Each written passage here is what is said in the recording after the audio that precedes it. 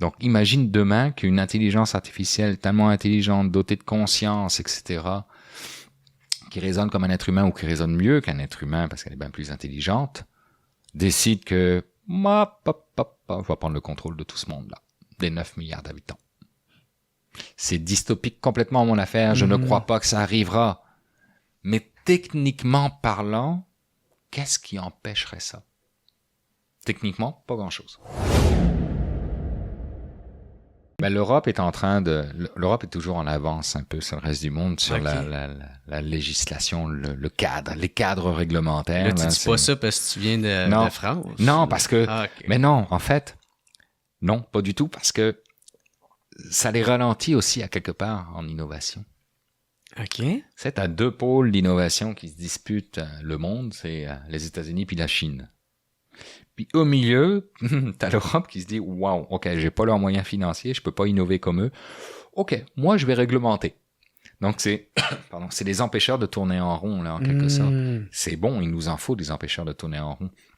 Donc je veux pas les défendre, mais ça les empêche aussi d'aller plus rapidement, d'aller à la même vitesse que les deux autres, parce que eux, c'est très réglementé, etc. Puis donc ils sont en train, pour répondre à ta question, ils sont en train de regarder justement, oui, qu'est-ce qu'on pourrait rubber stamper made in IA ou pas, ou à quel pourcentage ça a été fait, est-ce que c'est une IA dangereuse, pas dangereuse, etc. Oui, c'est en train de réfléchir, tu sais, pour les images. Tu sais, les images, on les regarde tous sur des écrans. Nos écrans, c'est fait de pixels. Un pixel, c'est indétectable à l'œil. Il pourrait y avoir un pixel dans toute une image qui dit « Je suis une IA » ou « J'ai été généré par une IA ». L'œil humain va jamais le capter. Mais si tu poses la question « Cette image a-t-elle été générée par une IA ?» Le logiciel va analyser tous les pixels. Il y en a un qui dit « J'ai été généré par une IA ». Donc, tu vas avoir ta réponse. Parce que là, c'est ça, là, tu sais, il semble avoir un flou entre la réalité puis... Total. Mais c'est normal. Tu peux pas demander à un gouvernement de légiférer sur une technologie qui n'existait même pas il y a 4 ans. Oublie ça. Il n'y a pas un gouvernement à travers le monde qui est capable d'être aussi agile que ça. Là. Ça se peut même pas parce que il y a des ramifications au texte de loi. Là, c'est un nœud, c'est un labyrinthe, cette patente-là. Là. Donc, si tu touches un mot dans un texte de loi, il y a des répercussions sur d'autres textes de loi. C'est tout ça qu'il faut analyser. Donc ça prend un temps monstrueux. Peut-être que l'intelligence artificielle pourrait leur faire gagner du temps, en revanche. Il faudrait que j'en parle à Eric. Hein. Utilisons l'intelligence artificielle, Eric, pour écrire tes textes de loi. Mais bref, mais en fait, c'est quasiment même pas une joke. Puis je suis sûr qu'ils le font déjà. Là. En fait, je suis sûr. Non, je suis pas sûr, mais j'espère qu'ils le font. Mais donc, c'est ça. Donc, il n'y a pas un gouvernement qui est capable de légiférer aussi vite que la technologie évolue. Puis quand je te disais à la joke, je peux te parler de l'IA d'hier, je peux pas t'en parler d'aujourd'hui parce qu'elle a peut-être évolué. Il y a peut-être pendant qu'on se parle une actualité où ChatGPT 5 est sorti. Là. Ça peut très bien arriver. Puis demain, ça sera l'intelligence artificielle générale. Une intelligence artificielle générale, c'est une intelligence artificielle qui est capable de raisonner comme un cerveau humain. C'est quoi qui te fait peur de l'intelligence artificielle? Tu sais, où est-ce qu'il faudrait pas aller?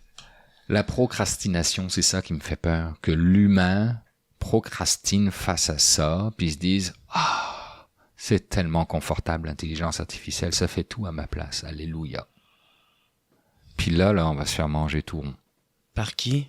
Par l'intelligence artificielle. Demain, si l'intelligence artificielle commence à raisonner comme un humain, demain, si on est capable d'injecter dans l'intelligence artificielle la notion de conscience, je donne pas cher de l'être humain si on procrastine face à ça, eh ben, l'intelligence artificielle va être capable de décider elle-même comment est-ce qu'elle va nous influencer. Ça marche, l'influence, à travers les données. On en a parlé là, pendant 60 minutes ensemble. Ça marche. On est capable de porter certaines personnes au pouvoir qui, 20 ans avant, seraient jamais passées au pouvoir. Jamais.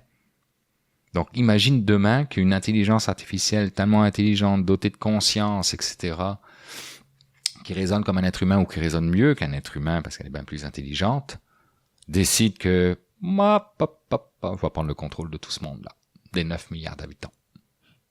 C'est dystopique complètement mon affaire, je ne crois pas que ça arrivera.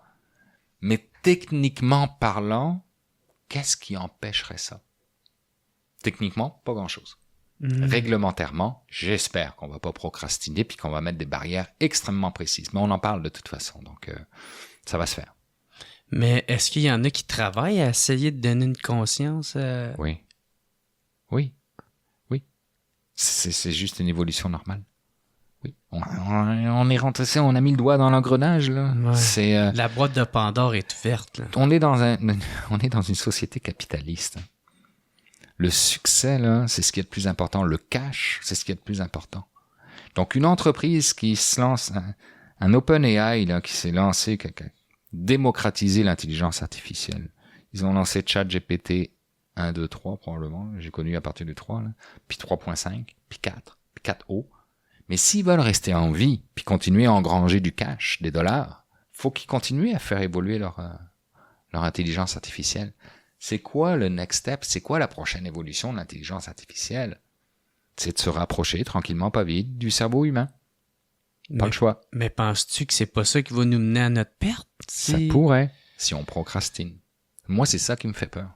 Non, mais tu sais, s'il y a une guerre entre les gouvernements, puis il y a une guerre entre les entreprises, et en plus entre les gouvernements, fait que, tu sais, là, c'est la loi de celui qui veut le faire le plus rapidement, fait que là, tu tournes des coins ronds, comme tu disais. Là, on va tempérer ce discours dystopique. On a inventé la bombe nucléaire, la bombe atomique, je veux dire. Ça n'a pas explosé partout sur la planète. Ça a passé proche. Ça a passé proche. Ça a passé proche. Mais ça n'a pas explosé partout sur la planète. Ça n'a pas été le cas. Et pourtant, ça aurait pu. Mais moi, je ne retenterais pas l'expérience. Mais on est en train de la retenter avec l'intelligence artificielle. Veut pas, là, c'est plus soft. C'est moins visible. Mais ça peut faire tout autant, sinon plus de dégâts. Mais c'est pas parce que, encore une fois, je l'ai dit tantôt, si tu veux la paix, prépare la guerre. On prépare la guerre. Et la guerre, aujourd'hui, s'est déplacée sur le numérique, s'est déplacée sur les technologies. Le champ de bataille, il est là. En fait, encore une fois, c'est Asmamala qui dit ça, là. Le champ de bataille, c'est nos cerveaux, maintenant. On est dans une guerre cognitive. On n'est pas dans une guerre de tranchées sur le terrain, on est dans une guerre cognitive. Ouais, c'est pas le plus d'hommes, là. C'est pas visible, hein, ça. Hein?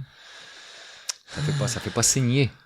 Cet extrait est une présentation de Matelas Enzo. Matelas Enzo est une entreprise québécoise. Le nom Enzo provient du prénom de son fils, le fondateur Gabi Hamel. Tous leurs matelas et lits sont 100% neufs et fabriqués au Québec et au Canada.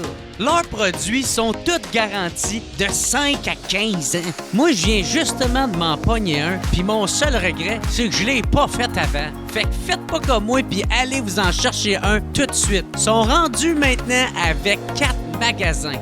Victo, Drummond, Saint-Hyacinthe, Sherbrooke. Niaise pas, puis pour ton nouveau matelas, choisis Matelas Enzo.